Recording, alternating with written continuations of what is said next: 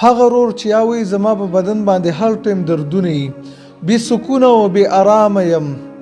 کله مې په سر باندې دردي، کله په لاس، کله په خپا، یا مې په غاښ باندې دردي. یا هغه ورور چې د هغه په ګرده باندې دردي، یا معده یا په خېټه باندې دردي. د دې ټولو ورونو دپاره چې په هر ځای باندې دردي، نبی کریم صلی الله علیه وسلم یو بهترین علاج او دعا ښودلې ده.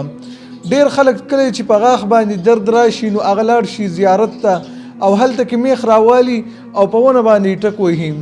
دغه طریقه مونږ ته نه رسول الله صلی الله علیه وسلم ښودلې ده او نه اسلام، بلکې نبی کریم صلی الله علیه وسلم مونږ ته بهترینه دعا د دې علاج دا ښودلې. امام مسلم او امام ترمذي رحمهم الله یو حدیث ذکر کړي، وی عثمان ابن ابي العاص الثقفي رضی الله تعالی عنہ رسول الله صلی الله علیه وسلم ترالو او ورته ویل اې د الله رسوله کله مې چې اسلام راوړی د هغې ورځې نه بدن کې دردونه دي او بدن مې خوږیږي.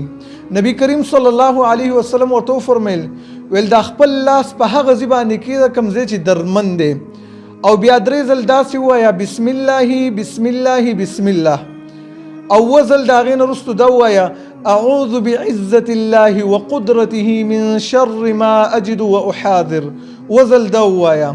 عثمان ابن ابي العاص الثقفي رضی الله تعالی عنہ فرمایي کله چې ما دغه رنګ وکړ څنګه چې رسول الله صلی الله علیه وسلم راته وښودل، د دې نه وروستو فاذهب الله ما كان بي، الله رب العزت زما هغه دردونه ختم کړلو. بیا ویل همیشه دپاره به ما خپلو او پردو د دردونو دپاره دغه دعا ښودله چې دغه دعا وایې. نو دا یو بهترینه دعا ده چې نبی کریم صلی الله علیه وسلم هغه انسانانو ته ښودلې ده چې په هغه باندې په غاښ باندې دردي، یا په لاس باندې دردي، یا په ګرده باندې دردي، دا خپل لاس په دردمند ځای باندې اږدي او په یقین سره 3 ځل بسم الله وي او 2 ځل اعوذ بعزة الله وقدرته من شر ما اجد واحاذر. ان شاء الله رب العالمین به ورته شفا ورکي.